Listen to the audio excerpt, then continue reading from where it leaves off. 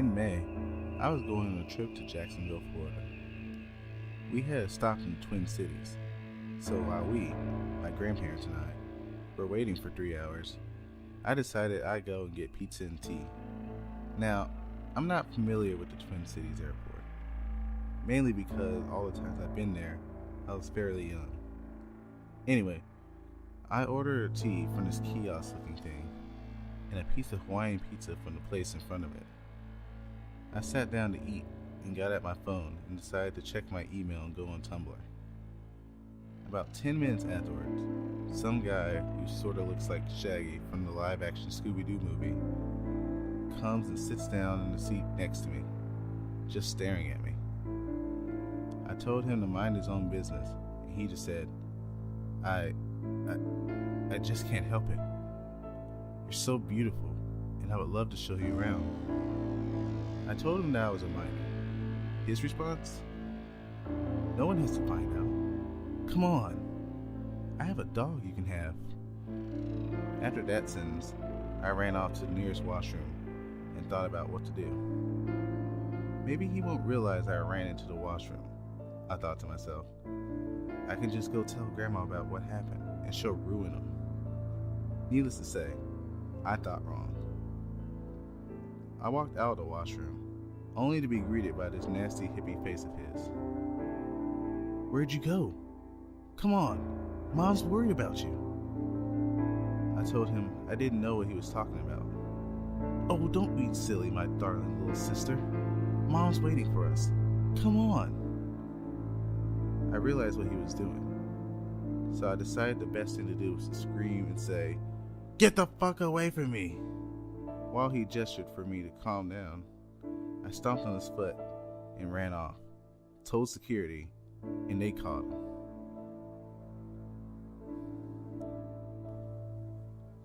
Hi guys, I'm a 20-year-old female, and this took place back in March. I was 19 years old at the time. It was the end of spring break, and I was returning to Texas from California. I had just spent my vacation with my sister, who lives in San Francisco. Every college kid counts down the days until spring break, and my vacation had gone rather well. However, I was slightly okay with returning to the essays and research papers, because I missed my friends, my bed, and my cat. Maybe not in that particular order. I was flying alone, something I don't like doing for multiple reasons, and had only one layover in Dallas. I don't like traveling alone, because I've had some bad experiences, and I happen to look a lot younger than 20. Most often, people say I look 13 or 14 at the most. I've always hated this about myself, but I'm told I'll be grateful when I'm older. As of now, it's just immensely frustrating. The last time I was on the plane by myself, the attendant thought I was an unaccompanied minor named Taylor. I quickly assured her that I was not the minor in question. The time before that, I was asked to move away from the emergency exit, because you had to be at least 16 to sit there. Anyway, my boyfriend was picking me up from the airport, and I was excited. I wore the pink members-only jacket he had bought for me, and tried to look my best, which is difficult to do when traveling. When the plane arrived in Dallas, we had some really terrible weather, and the turbulence was scary, but no matter. Soon I would be on another flight to Houston. I took the train around to the C terminal and made my way to my gate, only to find out that, due to the torrential rain and lightning, my flight had been canceled. I was crushed, but determined, so I took my ticket to be exchanged for a later flight. It seemed many others had the same grievance, and were opting to do the same. As I was standing in line, a friendly-looking older man came and stood behind me. "Are you alone?" he asked me. Everyone seemed to be conversing with one another, complaining about the weather and pondering their options to get home. It didn't seem like a big deal, because strangers always seem to connect in situations like this one. We were all frustrated. I also felt safe in a crowded airport, so I answered him truthfully and continued to wait in line. The man behind the counter said I was in luck, that there was only 2 seats left on another flight to Houston, and that I could be able and that I could make it if I hurried. I rushed aboard the train to the A terminal to catch my new flight, and upon reaching the gate, was faced with the same situation. This new flight was canceled too. The man from before had followed me to the gate and was in the same boat. I exchanged my ticket for a later flight and resolutely marched myself to the new gate, only to be told the same as before. This happened literally 2 or 3 more times because I didn't want to give up and really had no other options. The man shadowed me during the entire ordeal, and I didn't really find it strange. We were just 2 individuals stranded in the airport. The last gate I went to, I noticed he was still following me. He walks over to me and begins to chat about what awful luck we were having. Someone eavesdropping nearby suggests that I rent a car. I politely tell him that I'm not old enough. The man smiles and says to me, "Well, I'm old enough to rent a car. How about this? I'll rent us one. You can sleep and I'll drive." I look at him, and the way he is staring at me scares me. I finally begin to feel that something is off. I respond, no, but thank you. I'm going pretty far." His smile falters for a moment. Then he suggests that he buy me some food. I am starving. I am tempted. I hesitate for a moment. But then I remember a book I had read about a girl who was stolen from the airport after a man drugs her coffee. This gives me the strength to deny my grumbling stomach, and I decline him again. He follows me. I don't know why. He's already told me he's going to rent a car and leave. He points to a Mexican restaurant and says, "Ooh, how about this place?" He has a strange look on his face and is standing far too close to me. I shake my head and said, "I told you, I'm not really hungry." Lie. Big lie. I could smell something delicious and I almost give in, but my face does not betray my hunger and I keep my pace. Okay. What about burgers then?" He looks a bit annoyed. This guy does not give up easily. I ignore him. This causes him to glare at me angrily and then stalk away. I breathe a sigh of relief. I call my sister to tell her about him. Not in a catty sort of way, just in a, "Wow, that guy was persistent" kind of way. I settle into a chair to think about my options. I feel pretty alone and worried. My latest ticket has me leaving around midnight, and it was about 9 p.m. at that point. I had been in the airport since 5 p.m. If this last flight doesn't work out, I had no clue what I would do. I had no money for a hotel and didn't fancy sleeping in a chair. The last time I fell asleep in public, on a train in France, a lady attempted to steal my backpack, but that's another story.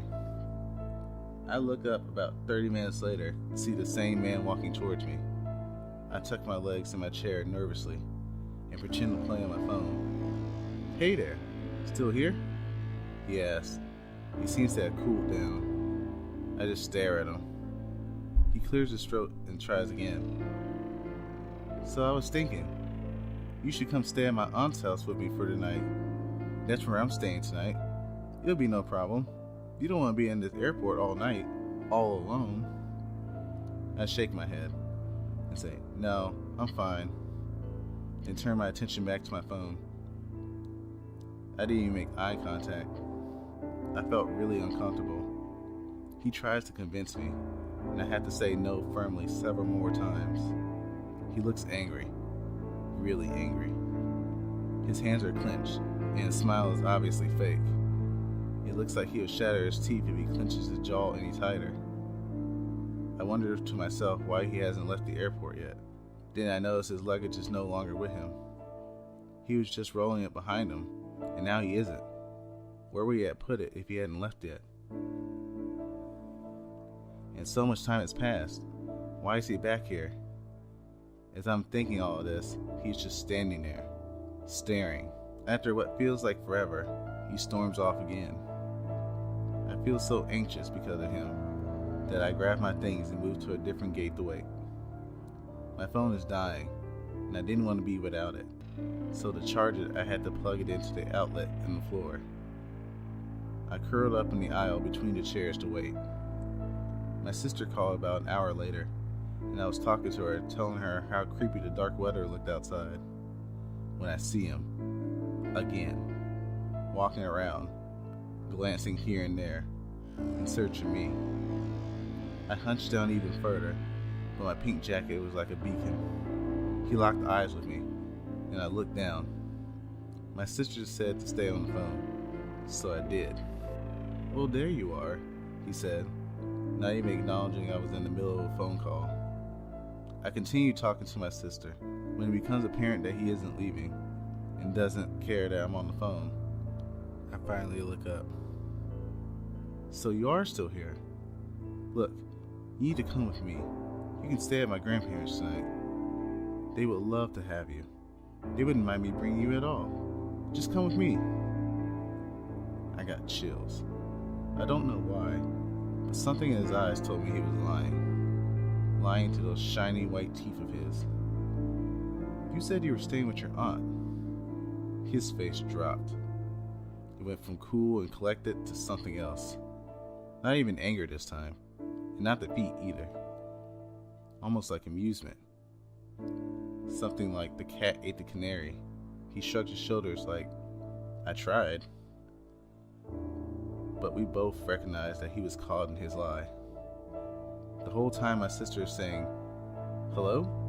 repeatedly. But I was sort of shocked by how indifferent he was to me catching on to him. I go back to my conversation, and he says, "If you change your mind," and lets the thought trail off while walking away backwards, eyes still on me. I call my boyfriend and tell him about each exchange, and he tells me to find a security guard to tell.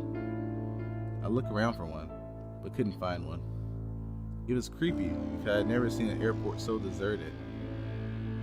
I ended up just deciding to move again and lay down between two different aisles, out of view. A boy my age walks up and asks, "Why are you laying on the floor?" And I respond a tad aggressively with, "Because I want to."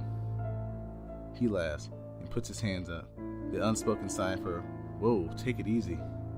I apologize for my gruffness and tell him a man was making me nervous. He jokingly says he'll protect me, and because he seems harmless and I mentioned my boyfriend, I conversed with him for a while. He tells me he saw me and wondered why the blonde girl looked so sad. A little while later, I am thankful I did not brush off the stranger, because I see the man again walking around.